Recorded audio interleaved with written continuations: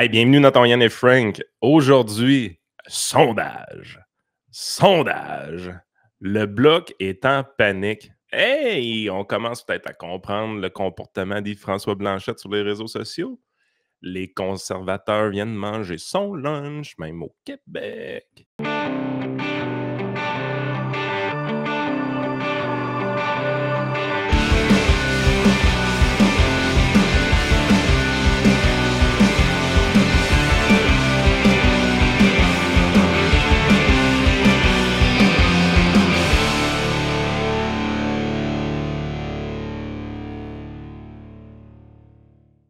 Avant de rentrer dans le vif du sujet, j'aimerais qu'on commence avec la caricature de Flegg.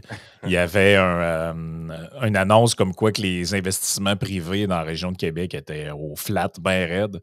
Et Flegg a fait sa caricature qui s'appelle La décroissance à Québec.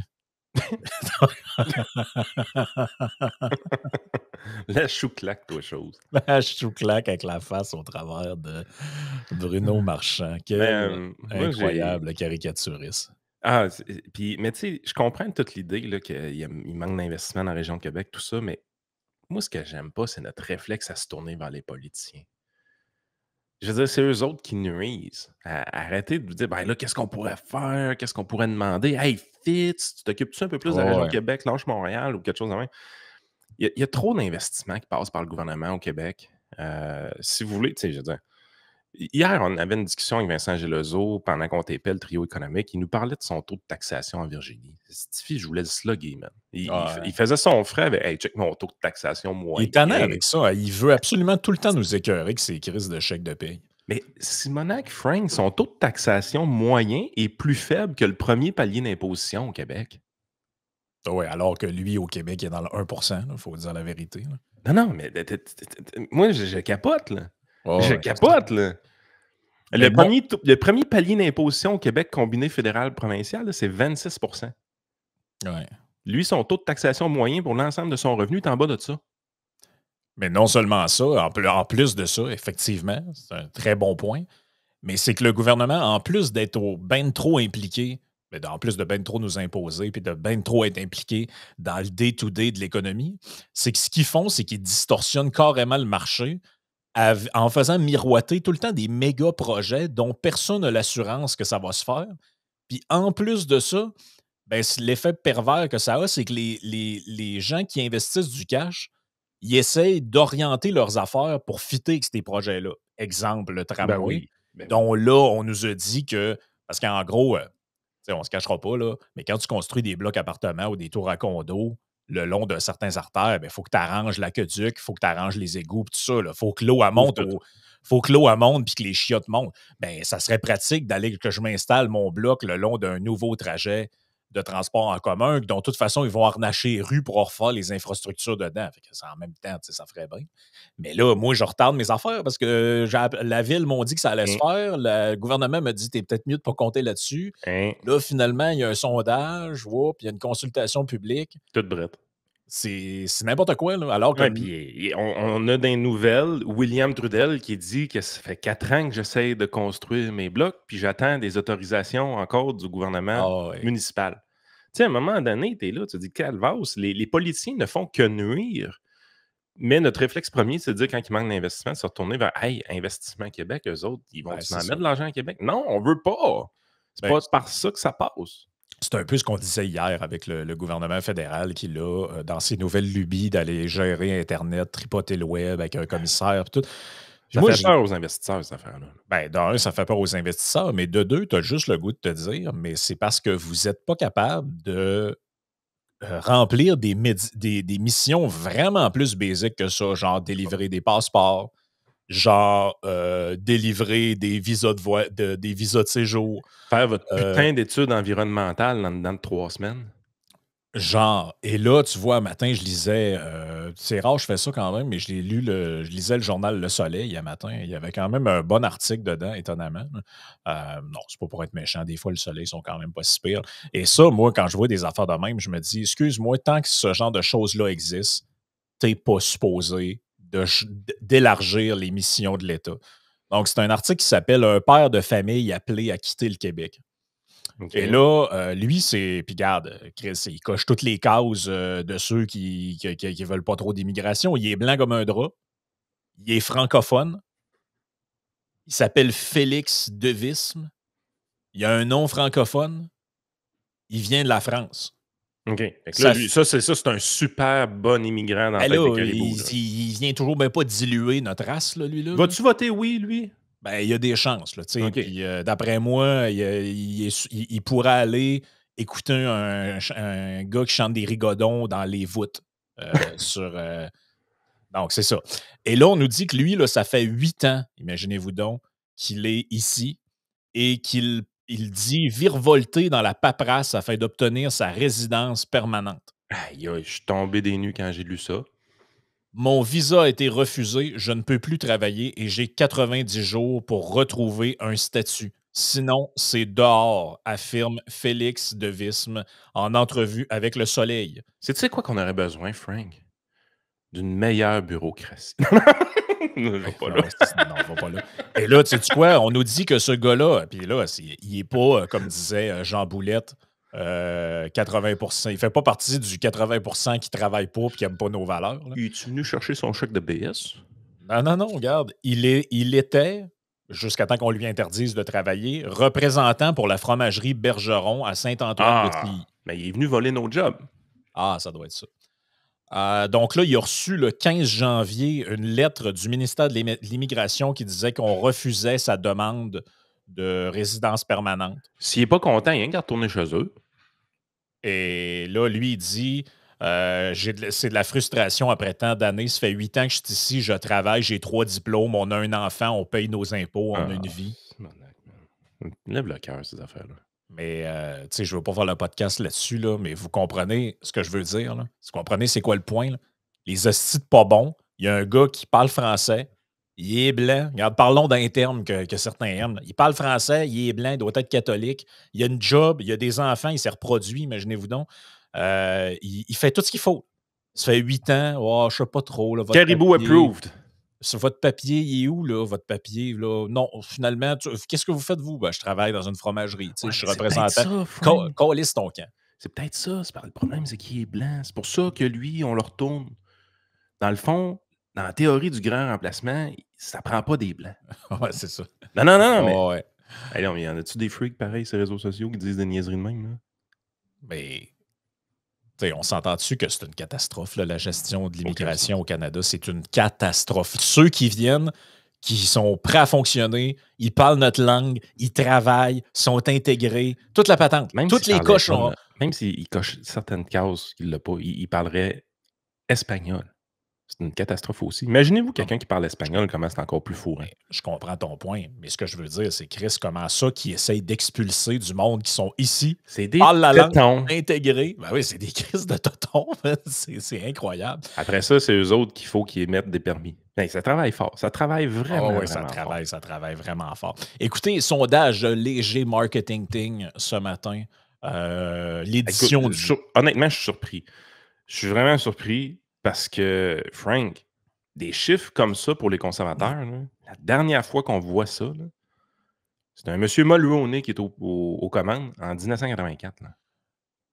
Oui, c'est effectivement pas mal la dernière fois qu'on a vu ce genre de truc-là.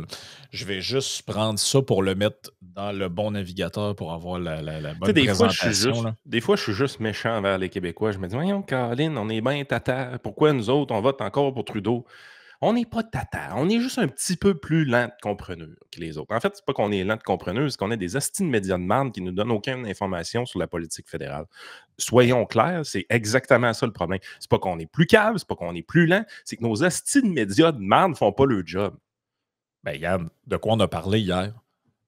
De la loi C-63. Trouve-moi un article qui a soulevé les éléments qu'on a soulevés au Québec. Zéro. Il y en a zéro.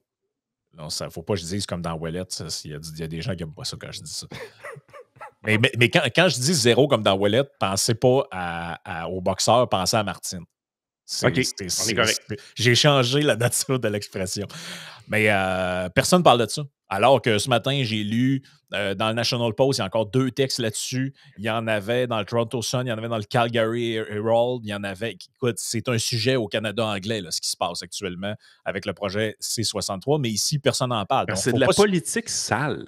C'est de faut la pas se grosse. surprendre que les Québécois sont pas au courant.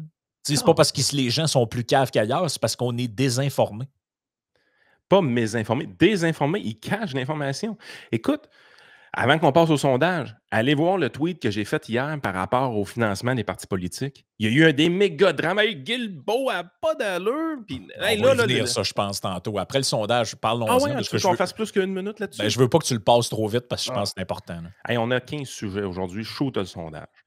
Shootons le sondage. Donc, léger marketing, je vais essayer de vous le... Ça, c'est la firme numéro 1 de sondage au Québec.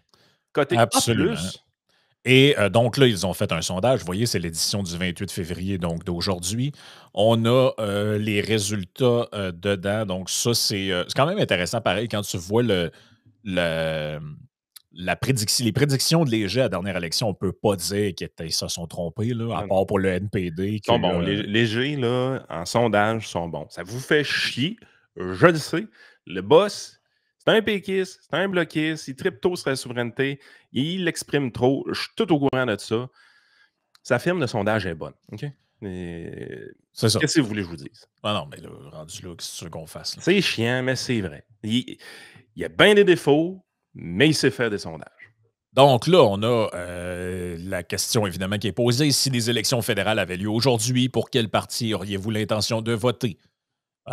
Donc, 41 là, ça fait plusieurs sondages en haut de 40 qu'on a. Là, ça commence à être cristallisé là. Comment ça va, Chantal, la descente aux enfers des conservateurs? Oh oui, il y avait toute qu'une descente. Donc hey, là, on lance-tu notre tasse de Chantal Trudeau bientôt? Faudrait. Ouais, faudrait. Je pense que ça vaudrait la peine quand même. Donc, les conservateurs en tête à 41 libéraux tout juste derrière, très loin derrière à 25 le nouveau Parti communiste à 18 le Bloc québécois à 7 le Parti vert à 5 et le Parti populaire à 3. Sont-ils aux fraises, le NPD, pareil, même pas capables de capitaliser sur la descente des libéraux? Là. Ah non, ils sont vraiment pas bons. Et là, on arrive au qui est intéressant là-dedans. Donc, le Québec. Donc, on a la répartition des intentions de vote selon les provinces. Donc, tu sais quoi qui me fait triper dans ces chiffres-là, Frank? Vas-y. C'est pas qu'on augmente les chances d'avoir un gouvernement conservateur majoritaire. À toute fin pratique, ça, c'est canné. C'est pas parce qu'on va avoir plus d'élus conservateurs. À toute fin pratique, c'est... m'en fous un peu, honnêtement, au Québec. Moi, tout ce que ça me fait penser, c'est que plus qu'il va y avoir d'élus conservateurs du Québec, plus la face d'Anne-Marie Dussault, le soir d'élection, va être drôle. Ah oui, il va y avoir une décomposition faciale. Moi, c'est à ça que je pense. La gravité va faire son effet et la face s'en va par en bas. Là. Ça, c'est sûr et certain. Donc, les chiffres un petit peu par région, disons ça comme ça. Bon, ça, c'est un peu weird, là, ici, là, qu'on nous dit que l'Atlantique Trudeau serait premier, là, alors que tous les agrégats de sondage montrent le contraire, mais mettons. Ouais, mais t'as 86 sondés, là, tu sais. Ouais, c'est ça. C'est quand même dur à mesurer. Donc, sans surprise, des provinces comme l'Alberta, c'est 61 conservateur, 16 libéral. Là, ça, c'est pas des grosses surprises. Le milieu rural, 48 conservateur. La banlieue, 45 conservateurs. Et même, Yann, les milieux urbains. Donc, ça veut dire les villes. Les conservateurs sont en avance à 34 dans les fucking villes. Ouais, ça, c'est... Les conservateurs ne sont pas censés être premiers dans les villes. Là. Non, normalement, c'est vraiment pas là qu'on est. Justin Trudeau, à toute fin pratique, souffre d'une mort cérébrale pour que ça arrive. Premier chez les 55 ans et plus, premier chez les 35-54 et premier avec 10 d'avance sur son plus proche rival chez les 38-34. Les 18-34. C'est malade, ça. C'est quand même assez capoté. Et là, on arrive au Québec, probablement le chef. Le point de Joey est bon. Hein? C'est un sondage léger. D'habitude, ça sort en grande bombe, des sondages lésés. Comment ça, on trouve juste une entrevue de Jean-Marc hier sur CEPAC? Ouais, non, ça a de l'air, c'est pas. Les journalistes québécois, ça les intéressait pas aujourd'hui, hein, ce sondage-là, je Non, pense. ça les Ah, intéressait pas. on voit souvent des gros sondages légers, ça à une des journaux. On a-tu ça, Joey, aujourd'hui? Journal de Québec, Journal de Montréal, y a-tu une une? Non, ça n'a pas été. Ah, il y a une, mais tu vas faire un Christy, tu vas voir c'est laquelle. Journal de Québec, voyons voir. Là, il parle du septagénaire, mais je pense qu'il y avait une autre affaire. Là. C'était comme un agriculteur laisse mourir ses vaches. OK. Ah, OK, ça c'est d'intérêt national, ça. Absolument.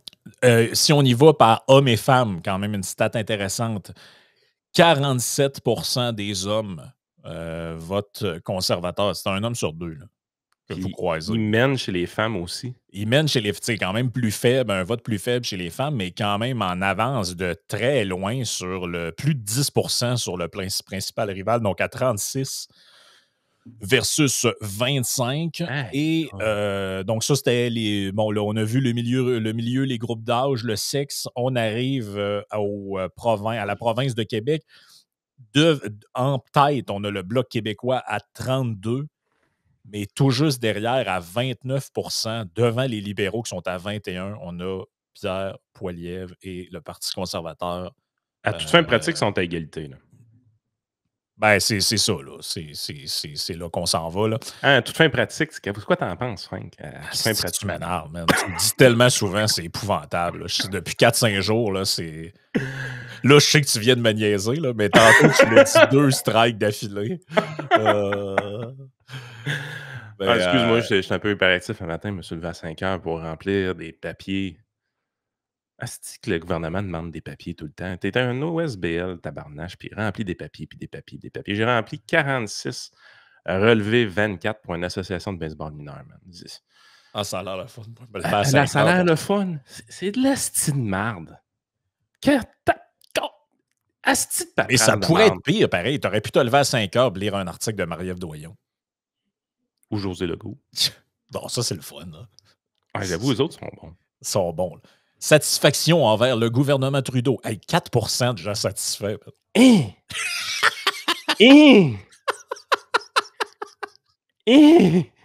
sais, là, les gens qui ont répondu « Wow, il fait vraiment un bon job, 4%. » Puis les totons députés veulent pas le mettre à la porte. Il n'y a personne qui veut un job.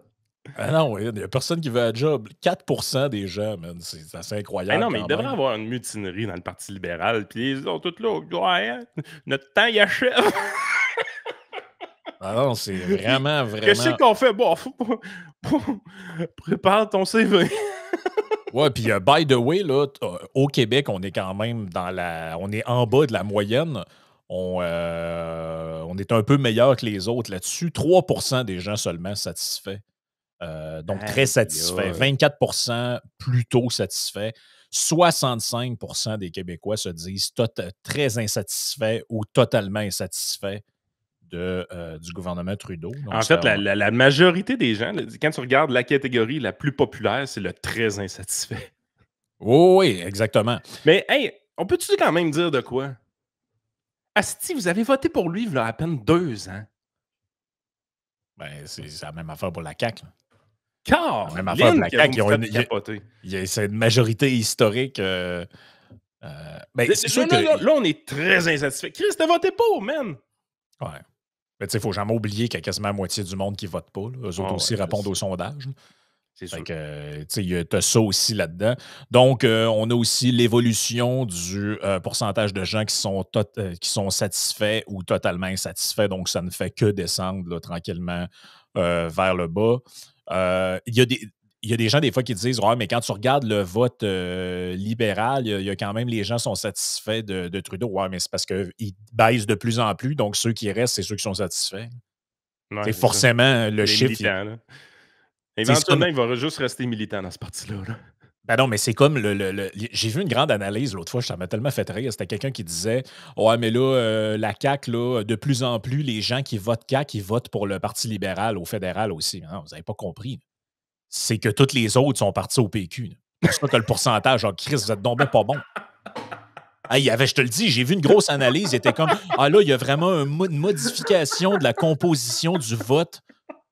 Au niveau de la CAQ, si on regarde pas sérieux, là. Oui, puis il disait, si on regarde en 2018, où en 2021, la majorité des gens qui votaient CAQ votaient soit Bloc ou conservateur. Et là, les libéraux commencent à être vraiment en avance. Là. Ah, mais calvasse. Ben oui, mais vous êtes donc bien petit clin. Ils sont passés de 40 à 21 Après ça, comment tu veux qu'ils analysent un budget, man? Ah, mais tu sais, les actifs, passifs, revenus, dépenses. Il y a 4 variables, c'est top. Là. Ben, la plupart ne font pas la différence entre un revenu et un profit. Il faut jamais oublier ça. Qui ferait le meilleur premier ministre? 27 répondent Poilievre, 17 Trudeau, 16 Jack Mett, 4 Elisabeth May. Ah non, mais autant que j'étais bougonneux lundi que là, comment tu veux pas être de bonne humeur quand tu vois ce sondage-là? Sérieusement, là, la vie est belle, les amis. La vie est belle. Et Trudeau achève. Qui ferait le meilleur premier ministre? Ça, c'est quand même une question assez intéressante par province aussi. Donc, allons-y avec les mêmes données qu'on a eues. Dans les milieux ruraux, sans surprise, 30 des gens répondent Poilievre au-dessus du double d'avance des autres. En banlieue, Poilievre aussi. Même en milieu urbain, 22 des gens préfèrent Poilievre contre 20 pour Trudeau. Et au Québec, mesdames et messieurs, le score est plus faible, à 17 mais il est quand même en tête. Ça, c'est pas écrit dans le journal. Ben, j'essaie de trouver des gens populaires qui parlent du sondage un matin. OK? Je vais descendre ça. J'ai Jean-Marc Léger, Joanne Marcotte. Matt Pharmacist, c'est plus dans mes amis. Il n'est pas vraiment populaire. L'essentiel, CPAC, ce qu'on disait. Hey, d'ailleurs, l'animatrice qui anime CPAC, je pense une ancienne radio canadienne, je ne sais pas. Ouais, c'est air chose, ça. Oui, mais je trouve qu'elle s'est rendue qu'à Roche.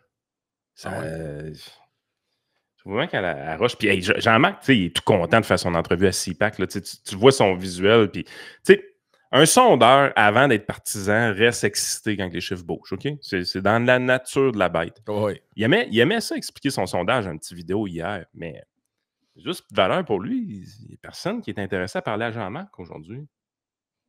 Ouais, c'est ça. Puis là, j'essaye. Jean-Marc, évidemment, partage son sondage, mais j'essaie de voir des médias qui le reprennent avec Québec Presse. OK.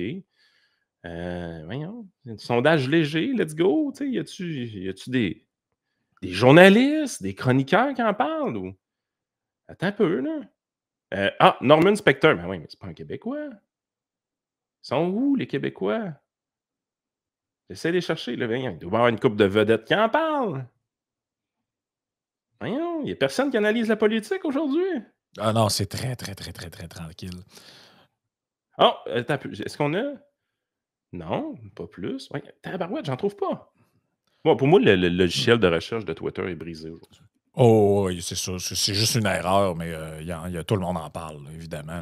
On demande aussi, il y a d'autres questions dans le sondage qui sont intéressantes. Il y a une partie politique américaine qui va vous intéresser parce qu'il y a le sondage léger, c'est quand même un big sondage. Là. C'est au-dessus de 1000 répondants au Canada et au-dessus de 1000 aussi aux États-Unis parce qu'il y a un sondage qui est à l'intérieur du sondage, il y a un sondage américain. Donc, on demande aux Canadiens, croyez-vous que le Canada est actuellement en récession? Non, 61 des gens répondent oui. 15 ne le savent pas et 24 qui votent pour Trudeau ont répondu non. C'est meilleur les sondages quand je les commente, je trouve. Moi, j'aimerais ça qu'on m'invite comme Jean-Marc Léger, que je commente les sondages, je modifie tous les noms. Puis, tes biais, au moins, seraient évidents. Ah oui, ils sont très, très, très évidents. Crainte de perdre son emploi, quand même, ça, c'est des chiffres qui sont en hausse. 37 des gens se disent soit préoccupés ou très préoccupés par la perte d'un emploi. Donc, on sort là, du contexte. Là, écoute, je te l'ai dit, j'aime ma clientèle pour ça. On me donne de l'info, des gens qui sont plugués sur le milieu. En fait, je pense que c'est une des raisons pourquoi la combinaison de ma vraie job et ma job de commentateur politique, les deux, je trouve qu'ils fit vraiment bien ensemble. C'est qu'il y a plein de monde qui peuvent me filer de l'info du terrain. Tu sais, je ne fais pas à croire aux gens que je suis proche du peuple, là, mais en ne l'étant pas. Là, je côtoie ce monde-là tout le temps. Là. Les manufacturiers, présentement, les commandes au Québec, c'est plus tough. Les commandes aux États-Unis explosent. Fait que ça, ils réussissent à bien vivre de ça avec les commandes américaines, pour ceux-là que je connais. Beaucoup plus de facilité à engager, beaucoup plus de CV maintenant quand on affiche un poste aussi. Ils ont Ouais. même le luxe de faire des entrevues, toi. Ça faisait une éternité qu'ils n'avaient pas fait d'entrevue pour engager du monde. Fait que ça, c'est un signe.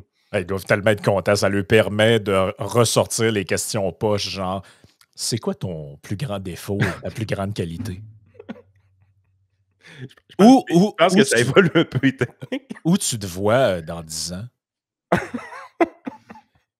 Hey, moi, ça si avait tu pas avais à te été... décrire en utilisant quelques mots, ce serait quoi?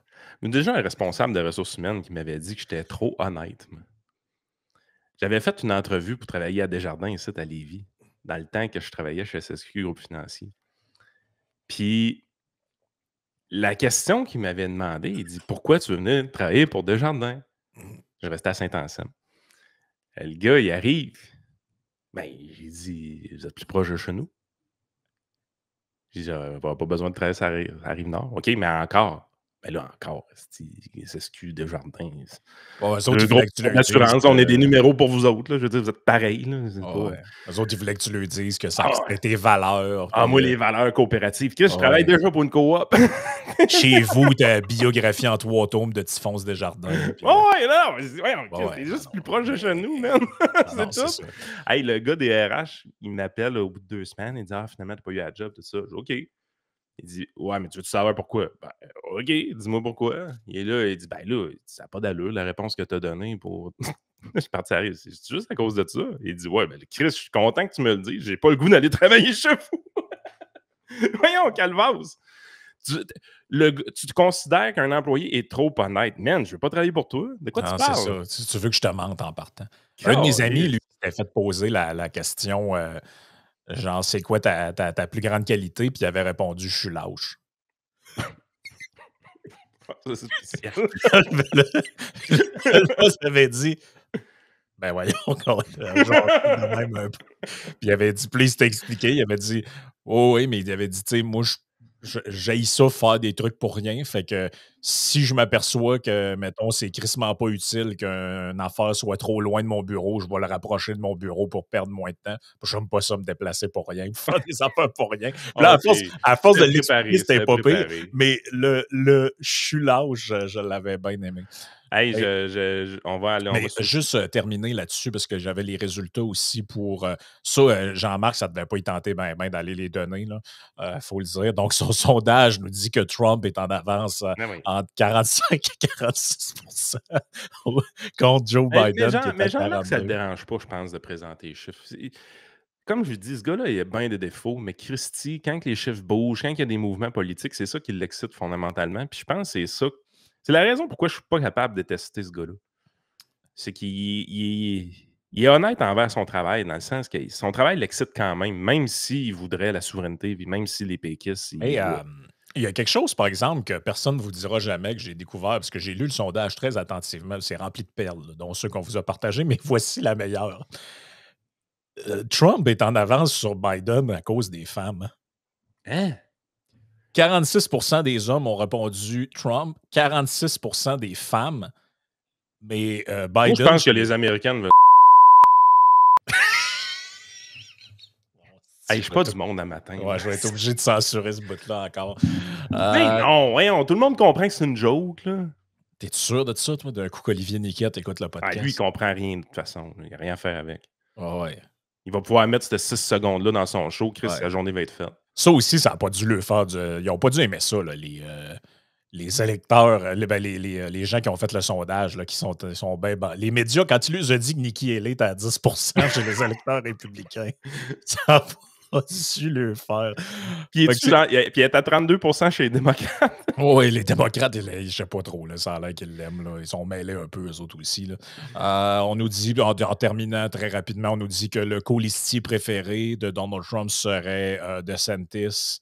Après, on nous dit aussi que quand même 32 des gens qui disent que même si Donald Trump est incarcéré d'ici l'élection, ils vont voter pour lui quand même. Moi, je pense qu'ils vont voter plus pour lui, honnêtement. Fait que c'est ça. On a le taux d'approbation de Joe Biden qui est passé quand même depuis 2022. Il a perdu 10 quand même. Fait que. Caroline, t'as passé tout le podcast. sur le sondage, là, Colin. On va Oui, mais. regarder notre meilleur step pour Patreon. Ben oui, mais c'est ça que je te dis. Colin. Ah non, mais vas-y avec ton truc de Ah, ce sera pas QS. long. On en parle en masse dans le trio économique qui va sortir dans 3-4 semaines ou jeudi, en fait, pour nos Patreons qui a toute fin pratique demain. Hein? Mhm. Sure. Mais en fouillant dans ce trio économique-là, je suis tombé sur des trucs quand même assez intéressants. Tu sais, il y a eu toute la controverse autour du financement politique, les 100 piastres. Là, c'était bien dramatique. Geneviève n'a pas été fine, blablabla. Fait que là, on a même parlé de ramener le zéro. Il n'y aura plus de financement politique. OK? Vous n'êtes pas capable, il n'y aura plus. C'est pas plus compliqué que ça. C'est profondément stupide comme idée. Puis, pensez par exemple à Éric Duhem. Est-ce qu'il y a de l'argent pour faire la course en 2022 s'il n'y a pas de financement politique? S'il faut attendre l'élection puis avoir des votes pour se faire financer par l'État? Ben, la réponse est définitivement non. Là. Mais c'est peut-être pour ça aussi qu'on a parlé vite d'abolir le financement politique. On veut arrêter d'avoir de la compétition. Oh, ouais. Ça reste des élus. C'est pas fait fort au niveau compétitif. Mais il y a quelque chose qu'aucun journaliste a parlé au Québec, Frank. Encore! On essaie de faire comme si ça n'existait pas. Parce qu'apparemment, c'est bien dramatique qu'un électeur puisse donner 100 $ à un parti politique. Ça donne une influence inimaginable à cet électeur-là. Donc, on veut protéger les partis politiques. On veut protéger la pureté des partis politiques OK. en empêchant les gens de donner trop d'argent. Mais ce qui est autorisé puis parfaitement légal, c'est que les électeurs peuvent prêter de l'argent à un parti politique. Tu es limité à 100 $ de dons, mais sais-tu c'est combien le prêt que tu as le droit de faire à un parti? Oui, je le sais, mais je vais faire comme si je ne le savais pas. 5 000. 25 000 $ 25 000 piastres. OK, fait que moi, avec 100 piastres, mettons, d'un cocktail, on considère que je pourrais acheter un politicien, mais devenir, lui prêter jusqu'à concurrence de 25 000, avec là, l'obligation qu'il faut qu'il fasse des bons scores aux prochaines élections, parce qu'il faut qu'il me le rembourse, ce 25 000-là, à 5-6 % d'intérêt. Là. C'est à 5 % d'intérêt. C'est canné par le DGE. Puis les états financiers de 2022 sont disponibles sur le site du DGE. C'est quand même vraiment... Honnêtement, le DGE fait une bonne job côté transparence de ce côté-là. Puis on fouille. Donc, il y a toutes sortes de partis politiques qui ont la possibilité d'emprunter de l'argent à leurs électeurs. Il y en a un qui l'utilise beaucoup, ce feature-là. Le PCQ, il n'emprunte pas d'argent. De ce que j'ai compris, le PQ, les libéraux, les caquistes, ils n'empruntent pas d'argent à leurs électeurs. Québec solidaire. Québec solidaire a emprunté 1,8 million de $ à ses électeurs.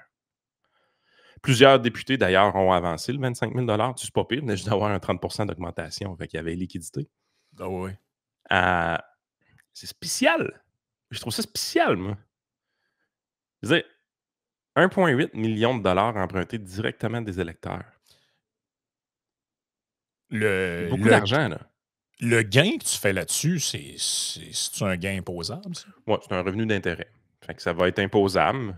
Probablement même que le parti doit émettre des relevés 5 ou quelque chose comme ça. Parce que, tu sais, mettons, placer 25 000 à 5 % d'intérêt dans un parti politique, c'est un placement sûr, ça, là.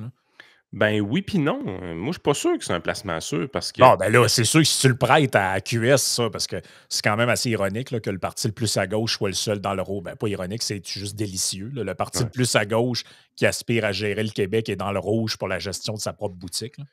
Le 31 décembre 2022, après l'élection, les états financiers de Québec solidaire montrent que ce parti-là a plus de dettes que d'actifs.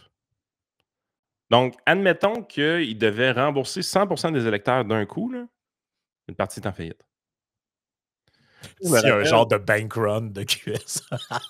Moi, je me rappelle que l'ADQ, la raison pourquoi la fusion de l'ADQ et la CAQ s'est effectuée, c'est que l'ADQ avait un passif d'environ 700 000 comme ça. Parce que c'est à peu près ça. Les actifs nets sont négatifs. Là. C'est à peu près 600 quelques mille pour Québec solidaire. À l'époque, c'était 700 000 pour l'ADQ. Le parti était capote, la CAQ les a absorbés.